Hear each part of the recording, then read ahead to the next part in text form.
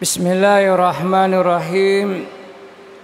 Assalamualaikum warahmatullahi wabarakatuh.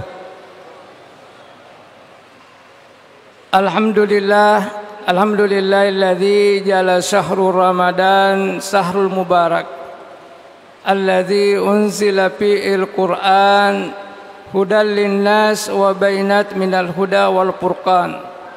Wassalatu wassalamu ala asyrafil anbiya'i wal mursalin Sayyidina Muhammadin wa ala alihi wa ashabihi ajma'in. Amma ba'd.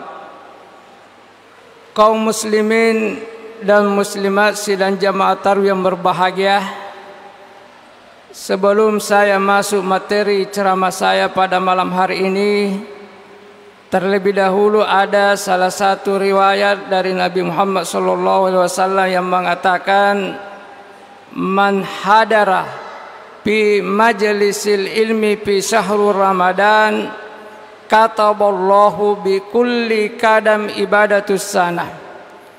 Artinya, siapa yang menghadiri pengajian ataukah mendengarkan ceramah di bulan suci Ramadan, kataballahu bi kulli kadam ibadatus sana, Allah akan mencatat satu langkah kakinya sama halnya dia beribadah 1 tahun. Tapi ada syaratnya, yaitu kalau kita ikhlas kalau ada penceramah. Kenapa?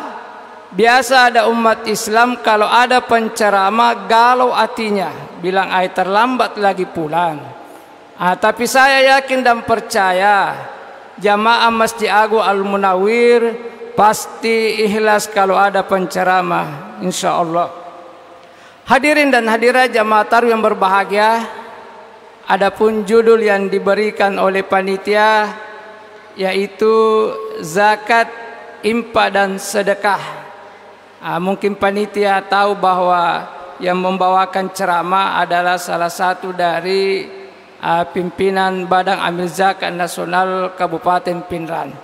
Ada yang menjadi persoalan memang di negara kita ini, sampai di kampung kita Pinrang ini, 5 tiangnya agama yang paling terbelakang adalah tiang yang ketiga. Apa itu? Yaitu mengeluarkan zakat. Ini yang paling sedikit peminatnya. Kenapa saya paling sedikit peminatnya? Masih banyak saudara-saudara kita, masih banyak umat Islam yang belum terlalu paham tentang zakat. Masih ada sebahagian umat Islam menganggap kalau dia sudah menyumbang di masjid dikira sudah berzakat. Padahal beda zakat, beda sumbangan. Jelas zakat hukumnya wajib, sumbangan hukumnya sunnah. Nah ini masih ada sebahagian umat Islam kalau sudah menyumbang di masjid dikira dia sudah berzakat. Itu. Kemudian banyak juga saudara-saudara kita, dia yang langsung memberikan zakatnya kepada mustahik, tidak melalui lembaga resmi, sehingga tidak tercatat. Tidak melalui lembaga resmi sehingga tidak ada namanya tercatat di lembaga resmi. Itu yang menyebabkan sehingga biasa laporan zakat sedikit. Itu. Hadirin dan hadirat jamaah tarawih yang berbahagia, zakat, apa itu zakat? Artinya zakat bagus sekali. Kalau zakat menurut bahasa artinya bersih, berkah, berkembang, mapacing, mak baraka tak tambah. Pasti semua jamaah Masjid Al-Munawwir mau kalau dia bersih hartanya dan berkah. Kalau harta kita bersih dan berkah, insya Allah selalu berkembang, selalu bertambah.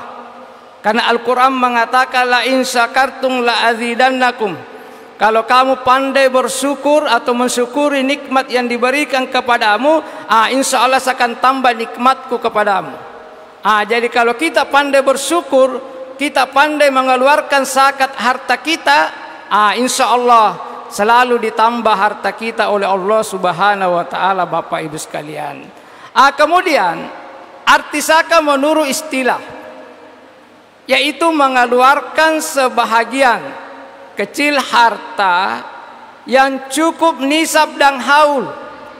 Jadi tidak semua harta wajib dikeluarkan zakatnya kecuali sudah cukup nisab. Apa itu nisab? Batas minimal harta yang kita miliki. Kemudian haul, lamanya kita miliki itu harta.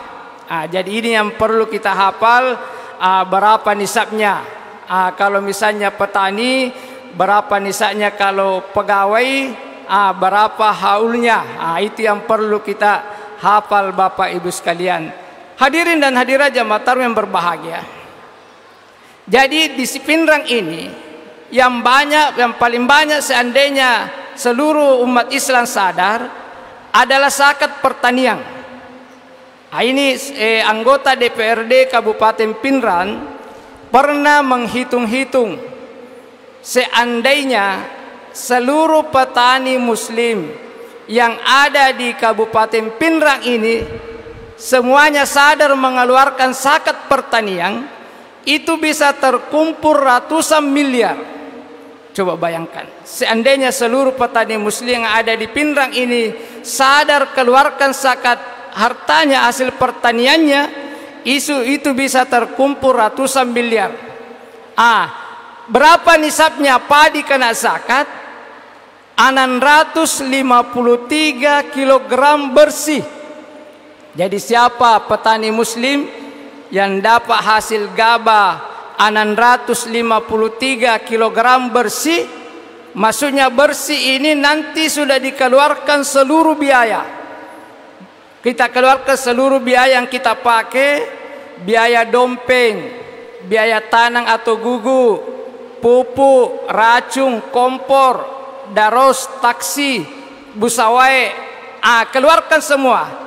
Kapan sudah dikeluarkan semua, tersisa 653, maka wajib dikeluarkan zakatnya. Kalau 653 ini cuma sekitar 6 karung. Karena kalau misalnya satu karungnya naik 110 kg, dikali 6 berarti 660. Ini.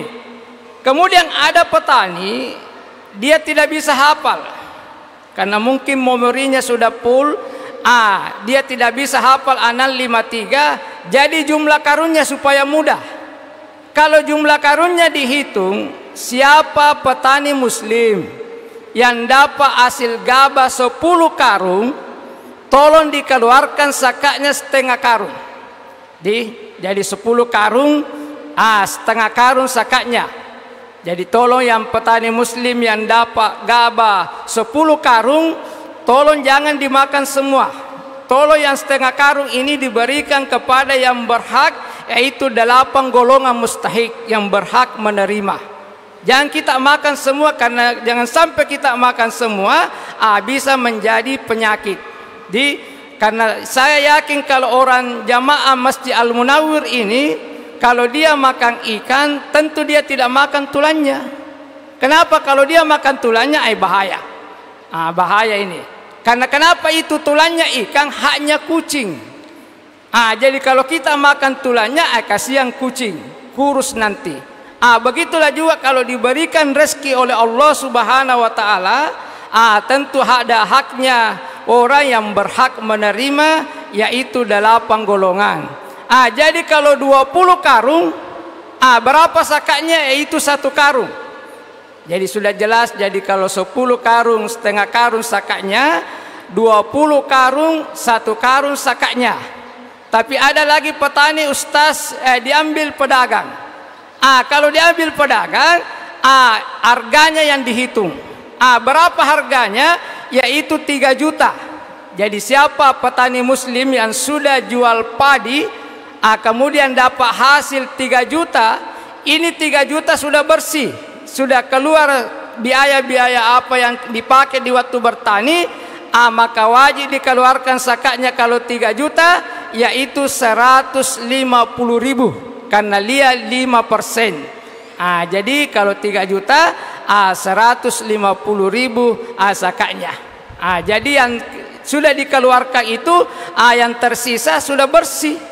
Dan sudah berkah karena Al-Quran mengatakan uzmin amwalihin sadaqatan tutahhiru wa tuzakkihim biha wa salli alaihim. Ambillah. Jadi Allah memang menyuruh kita untuk mengambil. Apa mau diambil? Zakatnya orang yang mampu. Siapa yang termasuk mampu? Termasuk petani yang dapat hasil gabah 10 karung ke atas.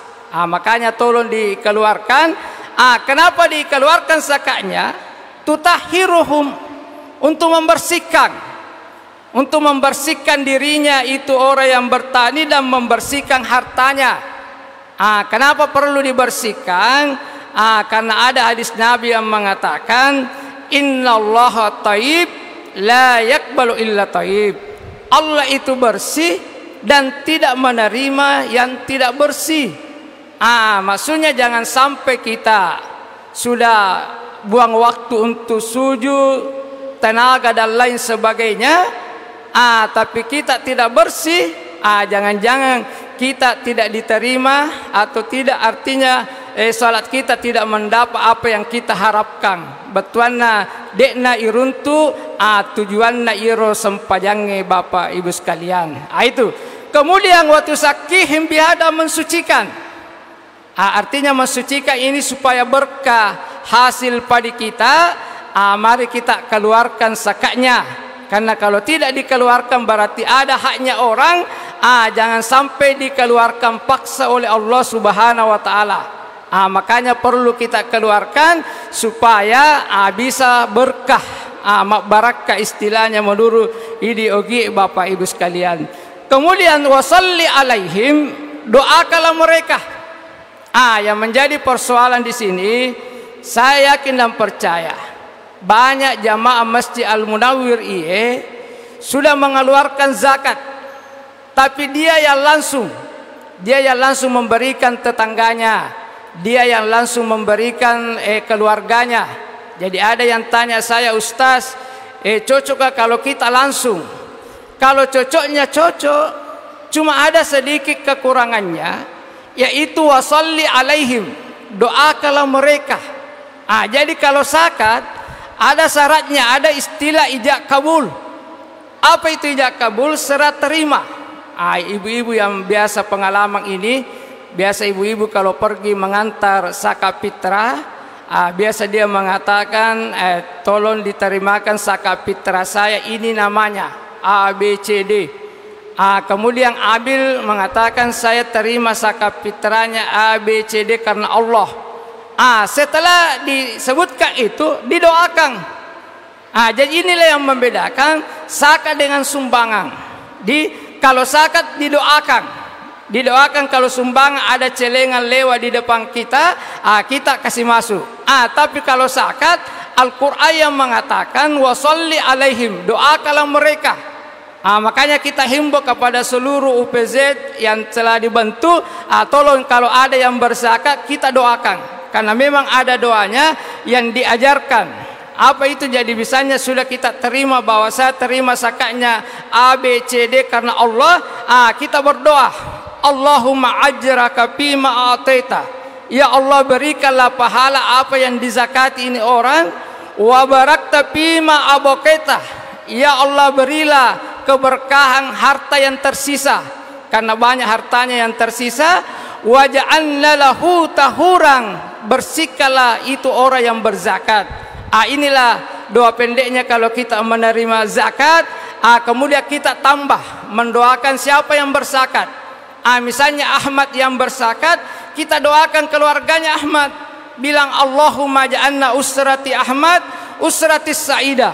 Ya Allah jadikanlah keluarga Ahmad keluarga yang bahagia, tidak selingkuh. Waja'alna usrati Ahmad salamata fid dunya wa salamata fil akhirah. Ya Allah jadikanlah keluarganya Ahmad selamat dunia akhirat. Wariskan wasian mudah rezekinya, wasifa'um min kulli da'in, kalau dia sakit sembuhkanlah ya Allah. Itulah doa-doa kalau kita menerima zakat. Tapi kalau misalnya kita cuma langsung kasih tetangga, kebetulan tetangganya tidak pintar baca doa, terpaksa penggantinya adalah terima kasih. Dia mengatakan terima kasih puang, terima kasih Pak Haji, mudah-mudahan tahun depan ada lagi. Dicium-ciumlah uang kita. Inilah yang menjadi persoalan Bapak Ibu sekalian. Cuma ada lagi yang mengatakan kalau kita bawa katanya ke Basnas tidak ada didapat keluarga. Padahal tidak begitu, Basnas terbuka Bapak Ibu sekalian. Pernah ada yang berzakat 117 juta. Berapa disimpan di Basnas? Cuma 17 juta. 100-nya diambil kembali. Tapi alhamdulillah sudah dicatat namanya, sudah didoakan Bapak Ibu sekalian. Silakan bagi, kita kasih tahu yang dikasih zakat 8 golongan. Jangan sembarang. Karena saya lihat juga ada orang kasih zakat, orang yang sudah punya mobil, Avanza, apa dan lain sebagainya. Artinya dibagikan seluruh yang ada di sekitarnya. Padahal kalau zakat sudah ada 8 yang golongan yang jelas yang berhak untuk menerima zakat. Makanya olehnya itu saya mengajak kepada kita semua jamaah Masjid Agung Al Munawwir. Jadi kalau mau berzakat tolong di lembaga resmi. Jadi sudah ada lembaga resmi yang khusus mengelola zakat.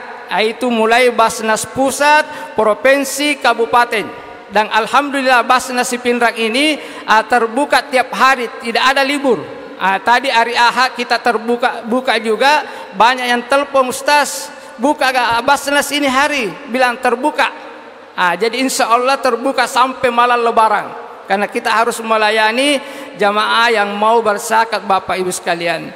Hadirin sidang jamaah tarawih yang berbahagia. Kemudian zakat profesi. Zakat profesi ini juga banyak, tolong Bapak sekalian. Jadi zakat profesi ini ya termasuk ya ASN. Ini dua pendapat. Kalau kita ambil pendapatnya artinya nisab padi, berarti pegawai yang gajinya 4 juta sudah kena wajib zakat di nisab padi. Kalau kita ambil nisab emas, mungkin sekitar 5 jutaan. Tapi pernah kita studi banding ke beberapa Basnas di artinya beberapa kota di Indonesia ini Bapak Ibu sekalian, ada Basnas yang ambil standar 3 juta. Kalau nggak salah itu NTB. Jadi di NTB seluruh pegawai yang gajinya 3 juta ke atas semua zakat. 3 juta ke atas. Ada yang 3,5, ada 4. Makanya kita Pindrang ambil standar juga 4 juta. Jadi ASN yang gajinya 4 juta ke atas sudah tergolong musaki. Berapa kalau gaji 4 juta Bapak Ibu sekalian? Zakatnya cuma 100.000. Karena 2,5%. Cuma 100.000. Dan bagusnya ini haulnya tiap bulan. Karena Profesor Dr. Yusuf Kardawi mengatakan zakat profesi bagus dibayar tiap bulan supaya tidak berat. Contoh kalau gaji 4 juta, tiap bulan kita bayar cuma 100.000. Tapi kalau kita bayar per tahun, 1 tahun, itu 1.200.000. Nah ini juga berat Bapak Ibu sekalian. Kalau misalnya nanti kita bayar Desember, berarti kita harus siapkan di bulan Desember 1.200.000. Mana lagi ada acara mau tahun baru, mungkin juga ada keluarga mau beli sepeda atau apa dan lain sebagainya. Jangan sampai nanti di situ yang mana ini beli sepeda atau bayar zakat. Karena ada juga anak-anak selalu mau dibelikan sepeda, bilang sepeda mi dulu. Padahal itu mau dibayarkan zakat, anaknya dibelikan sepeda, pergi jalanan ditabrak mobil. Karena memang karena itu mau dibayar untuk zakat. Tapi kalau tiap bulan Bapak Ibu sekalian, habis terima gaji bulan Januari, kita keluarkan 100.000, aman.